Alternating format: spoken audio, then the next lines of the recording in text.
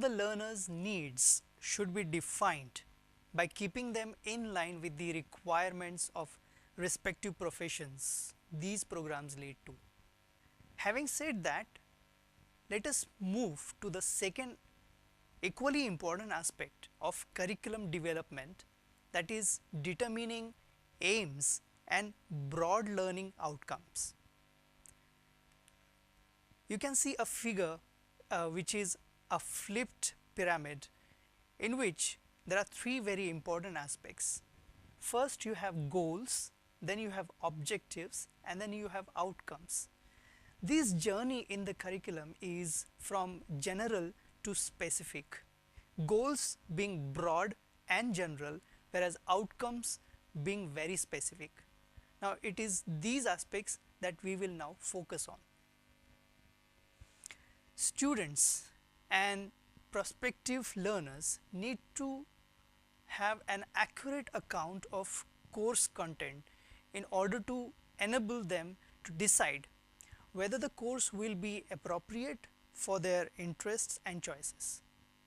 The curriculum for any course should reflect the aims of provision, that is the teaching provision, and the skills and knowledge that students are expected to acquire during the course. The curriculum must support 1. The aims of a course in providing a student with a thorough grounding in the basics of a subject, and 2. The learning outcomes of the course for students to acquire in-depth knowledge of a specialized topic where appropriate. This need not necessarily be through a lecture course. It could be a subject dealt with probably in supervisions or by project. Now I would like you to think for a moment about a course or say a training session with which you are currently involved. Identify one skill that you think would be essential to know or do by the end of this learning period. If you were able to do this, then you are beginning to construct a learning outcome. What you will notice here is that learning outcomes are distinct from program or course aims, since they are concerned with the achievements of the learner rather than the intentions of the teacher. Let us see another definition of learning outcomes. Learning outcomes are statements that describe significant and essential learning that learners have achieved and can reliably demonstrate at the end of a course or program. In other words, learning outcomes identify what the learner will know and be able to do by the end of a course or program. A very prominent educational researcher, Spady, who spearheaded the development of outcomes-based education, suggests that the ability to demonstrate learning is the key point. This demonstration of learning involves a performance of some kind in order to show significant learning or learning that matters.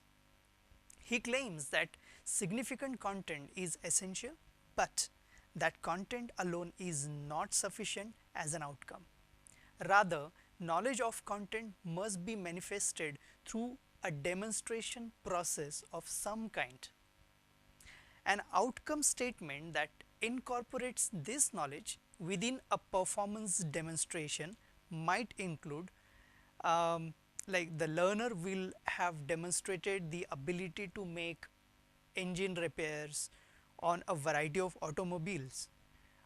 In the above statement, the ability to make engine repairs implies that the person has the requisite knowledge to do so. Performance statements include higher level thinking skills as well as psychomotor skills, which we just saw in this example. Spady also addresses the context or performance setting in which the performance demonstration occurs. He suggests a range of performance context from that of demonstrations of classroom learning to those which involve living successfully in the larger society.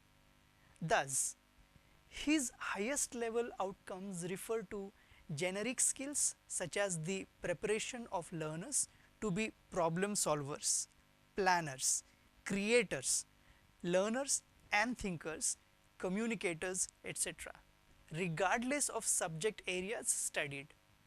As we mentioned earlier, whether the learner is an engineering student or a learner is a medical science student or a learner is a law studies student, irrespective of the subject and the domains they study, they need these generic skills, and these generic skills should be part of the learning outcome besides the knowledge demonstration. Learning outcomes thus refer to observable and measurable knowledge, skills and attitudes. It is very important that curriculum ensures that students are encouraged to acquire transferable skills. This outlines opportunities which may be available in faculties, departments and colleges for students to acquire these skills.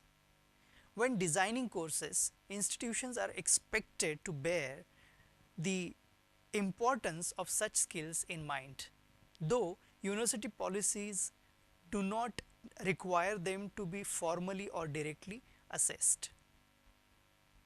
Now, what you can see on the screen is the pie chart of curriculum development. At the first stage, what you see is the global influences of workplace requirements. Now, here, though I have mentioned global influences, these could also be a combination of global, national and regional influences of workplace requirements, which result in developing a program with learning outcomes. This further gets reflected in the overall curriculum design. The curriculum design gets reflected in the course learning outcomes, and it is these course learning outcomes which get reflected in the instructional objectives. Thus, what you can see is that there is a chain of these aspects and they are interrelated. It is in this context that we place the idea of learning outcome or the aims of the curriculum. Again, it is time to pause the video and respond to the following question. Take a look at least one program that you are teaching at present, be it a diploma or a degree, and identify the aims and broad learning outcomes.